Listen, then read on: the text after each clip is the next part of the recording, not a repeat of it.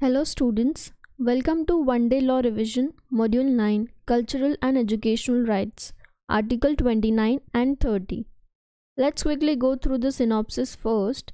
In this we will cover the concept of minority, protection of interest of minorities, right of a minority to establish educational institution, regulation of minority of educational institution. So we will cover Article 29 and 30. सबसे पहले हम देखेंगे कि minority क्या होता है. Minority word has not been defined under constitution. कहीं भी माइनॉरिटी का डेफिनेशन नहीं दिया गया है. बट माइनॉरिटी मतलब क्या? जिनका कम है, जो लोग कम है, मतलब एक ग्रुप है उसमें से कम पार्ट जो है हम उसको माइनॉरिटी बोलेंगे. May be this much. India में 14% पॉपुलेशन माइनॉरिटी में आता है. उसमें सारे ग्रुप्स आते हैं, Sikh, Parsi, Muslim and so on, Jain and so on. So वो एक अलग चीज़ हो गया. Otherwise minority is a different thing. Minority मतलब क्या? हाफ पॉपुलेशन से कम जो लोग हैं, दैट इज़ माइनॉरिटी. अब ये किसी भी बेसिस पे हो सकता है, इथनिक के बेसिस पे, रिलीजन के बेसिस पे, लिंग्विस्टिक माइनॉरिटी. तो जहाँ पे कोई पर्टिकुलर ग्रुप 50% पॉपुलेशन से कम है तो हम उस ग्रुप को माइनॉरिटी बोलेंगे. जहाँ पे वो लोग एक कॉमन कैरेक्टरिस्टिक शेयर कर रहे, it may be on the basis of culture, religion, language, or a combination of any of these. Person can freely belong to any ethnic, religious, or linguistic minority without any requirement of citizenship, residence, official recognition, or any other status. किसी भी religion का वो हिस्सा बन सकता है without requirement of citizenship या कोई भी ऑफिशियल प्रोसीजर या official recognition. Protection of interest of minority. Article 29 और 30 माइनॉरिटी के इंटरेस्ट को प्रोटेक्ट करते हैं ताकि वो अपनी लैंग्वेज, अपना स्क्रिप्ट, अपना कल्चर कंजर्व कर सके. एंड जो डिस्क्रिमिनेशन होता है माइनॉरिटी और मेजॉरिटी के बीच में on the ground of religion, race, language और any of them in educational institute, तो ये सब प्रोटेक्ट करने के लिए कॉन्स्टिट्यूशन में आर्टिकल 29 और 30 है. Article 29(1) talks about right of minorities to conserve language, script और culture.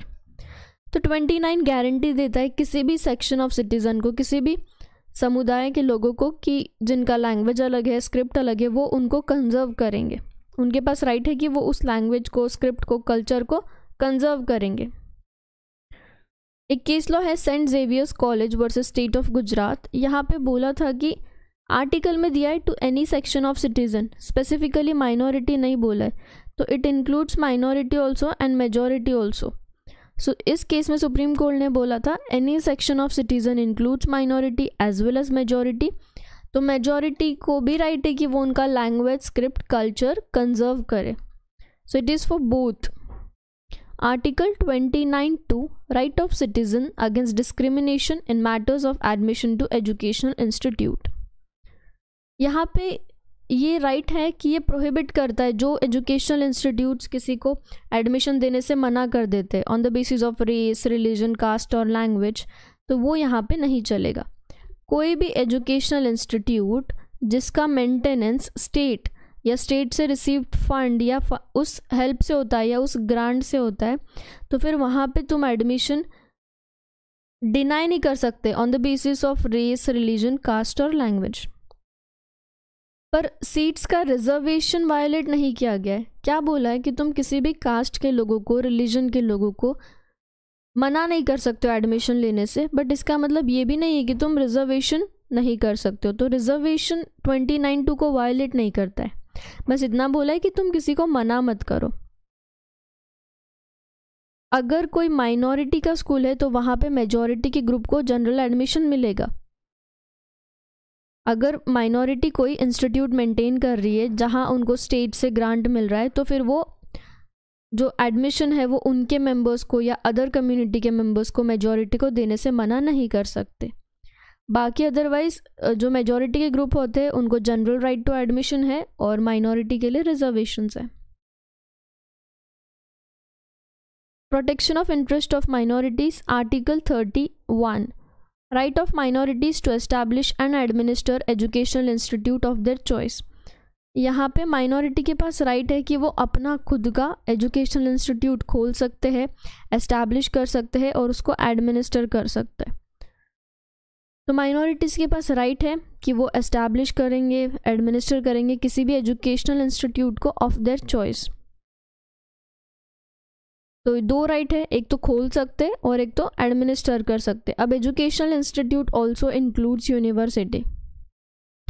अब यूनिवर्सिटी और एजुकेशनल इंस्टीट्यूट में क्या फ़र्क है? यूनिवर्सिटी में डिग्री मिलती है, एजुकेशनल इंस्टीट्यूट में नॉलेज मिलता है, डिग्री नहीं मिलती। But both are covered under this. Minority चाहे तो अपना खुद का स्कूल खोल सकता है, दे हैव दैट राइट, और वो उसको चला भी सकते हैं। Article 31A, right to compensation in case of acquisition of property of minority institution. जब कंपल्सरी एक्विजिशन ऑफ प्रॉपर्टी चल रहा था फॉर एनी एजुकेशनल इंस्टीट्यूट जो कि माइनॉरिटी ने एस्टैब्लिश की या एडमिनिस्टर की है, तो स्टेट इंश्योर करेगा कि जो भी अमाउंट फिक्स हुई थी या जो डिटरमाइन हुई थी for the acquisition of property is such as would not restrict और abrogate the right guaranteed under the clause. उसके वजह से वो राइट को कुछ फर्क नहीं पड़ रहा है, दैट डज नॉट रेस्ट्रिक्ट और abrogate the right guaranteed under that clause. Article 32, right against discrimination in matters of admission to educational institute. जब स्टेट हेल्प दे रहा है या ग्रांट दे रहा है एजुकेशनल इंस्टीट्यूट को, तो वो डिस्क्रिमिनेट नहीं करेगा against an educational institute on the ground that it is under the management of minority whether based on religion और लैंग्वेज। जब स्टेट ग्रांट दे रहा है किसी एजुकेशनल इंस्टीट्यूट को, तो स्टेट डिस्क्रिमिनेट नहीं करेगा कि ये स्कूल तो माइनॉरिटी के लोग मैनेज कर रहे हैं या the school is managed by minority. तो इस बेसिस पे स्टेट उनको हेल्प देने में डिस्क्रिमिनेट नहीं करेगा। Minority can be on the basis of religion, language. So this is a right against discrimination, कि माइनॉरिटी के पास राइट है कि उनके अगेंस्ट डिस्क्रिमिनेशन नहीं होगा जब स्टेट हेल्प कर रहा है। So these are the few provisions under Article 29 and 30 for the protection of interest of minorities. I hope you understood. Thank you.